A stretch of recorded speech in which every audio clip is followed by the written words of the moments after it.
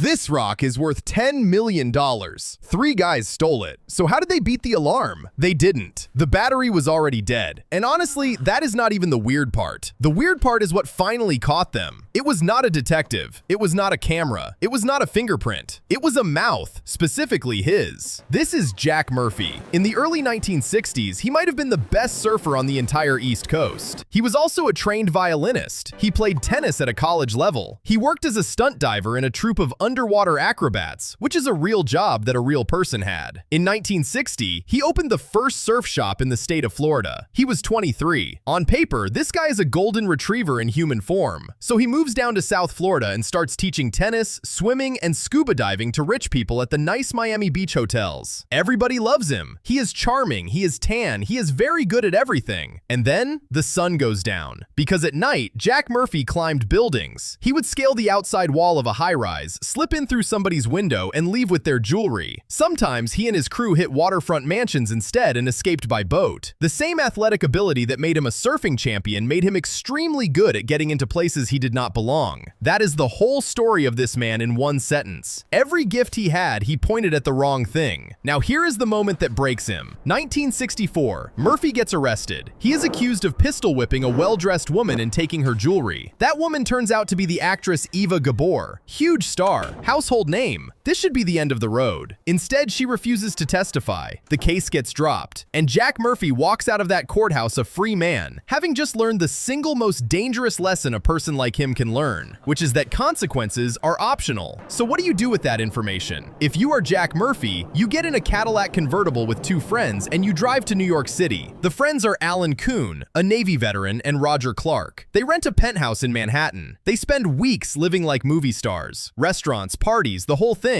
And in between all of that, they go sightseeing, which sounds innocent. It is not, because one of the places they go sightseeing is the American Museum of Natural History. And upstairs in that building is the J.P. Morgan Hall of Gems, which at the time held one of the greatest jewel collections on the planet. So they walk in during normal visiting hours with normal tourists, and they just look around for weeks, and what they find is almost hard to believe. The building's burglar alarm system was not working. Not disabled, not bypassed, just broken. The hall had 19 exterior windows, and the museum left them open about 2 inches every single night because the room needed ventilation. There was almost nobody guarding the floor overnight, and the alarms on the display cases themselves also dead, including the one on the biggest prize in the room, because sitting in that hall was the Star of India, 563 carats. That is the largest star sapphire ever found, and it is roughly the size of an egg. It is a billion-year-old stone from Sri Lanka, and it is the reason anybody remembers this story at all. It had an alarm on its case. The battery in that alarm had been dead for months. Nobody checked. Nobody noticed. October 29th, 1964. Murphy gets dressed for the job, and I need you to understand that he genuinely thought about the outfit. Green velour jacket, turtleneck, corduroy trousers, sneakers. His idol was Cary Grant in To Catch a Thief, and he said, and I am quoting him here, "You gotta have a little flair. If you end up on the news, you don't want to look like a schlub." This man is committing the largest jewel heist in American history, and his primary concern is looking good in the newspaper. Here is how they did it. Roger Clark stays in the car, circling the block, keeping watch. Murphy and Kuhn climb a fence. Then they climb the museum's fire escape all the way up to a 5th-floor office. They go out the office window. They drop 15 feet down a rope, and then they swing themselves into that 4th-floor window that the museum politely left open for them. They are now standing inside the gem hall, alone, with one of the most valuable collections on Earth, and their tools are a glass cutter and a roll of duct tape. They cut into 3 display cases. They use a squeegee, an actual squeegee, the thing you clean a windshield with, to sweep the gems out. And in a matter of minutes, they take 24 stones. The Star of India, the DeLong Star Ruby, 100 carats, considered by a lot of people to be the most perfect ruby in the world. The Midnight Star, a black sapphire, 116 carats. The Eagle Diamond, insured value at the time over $400,000, which is more than $3 million in today's money. And the Star of India, the single most famous stone in the entire room, it was not insured at all. Then they climb back out, split up, and each take a separate taxi. Not a getaway car, a taxi. They are gone. Now, given everything I have just just told you, how long do you think these three lasted? 36 hours. Not because of a manhunt, not because of forensics, because Jack Murphy went home to Miami and started telling people. He bragged, in social circles, out loud, to anybody who would listen. The guy who spent weeks studying 19 windows and a dead alarm battery could not go 2 days without letting everybody know he did it. Police pick up all three of them in Miami almost immediately. They plead guilty. In April of 1965, all three are sentenced to 3 years at Rikers Island. 3 years. For the biggest jewel heist in American history. The gems come back slowly and strangely. In January of 1965, 9 of them, including the Star of India and the Midnight Star, are found stuffed in a locker at a Miami bus station. A bus station locker. That is where the world's largest sapphire spent its winter. The DeLong Star Ruby was not in there. That one took months of negotiation through middlemen, until a Florida insurance millionaire named John MacArthur agreed to pay a $25,000 ransom for it. On September 2nd, 1965, following instructions from an anonymous phone call, the ruby was recovered from a telephone booth at a highway service plaza near Palm Beach. Not in a case, not in a bag, sitting unwrapped on a ledge in a phone booth next to the highway. And the rest? Of the 24 gems taken that night, only 10 of the most valuable ever made it back. The Eagle Diamond was never recovered. The best guess anybody has is that it was cut into smaller stones and quietly sold off. It simply stopped existing. So Jack Murphy does his 3 years. He gets out in 1966, moves back to Miami, and immediately wins the East Coast Surfing Championship, which tells you he really was that good. And it tells you he learned absolutely nothing, because it keeps going. 1967, he and Kuhn get arrested for a string of jewelry burglaries in Los Angeles. 1968, charges connected to a botched armed robbery in Miami Beach. And then in 1969, it stops being a caper entirely. Jack Murphy is convicted of first-degree murder in the beating deaths of 2 women in a case known as Whiskey Creek. He is sentenced to 2 life terms plus 20 years. The charming guy in the green velour jacket is gone. That is the actual end of the story people tell at parties. He served 20 years. He was released in 1986, became an ordained minister, and spent the rest of his life working inside prisons with inmates. He died in Florida in 2020 at 83 years old, and the Star of India is still there. You can walk into that museum today and look at it. Same stone, same billion years. It is behind bulletproof glass now, in a case that drops into a 2-ton safe every night, protected by a system somebody definitely checks the batteries on. Because here's the thing about that night. Every single lock failed. The alarm failed. The windows were open. The guards were not there. 19 different ways in, and every one of them worked. The only security system in this entire story that actually did its job was Jack Murphy's mouth.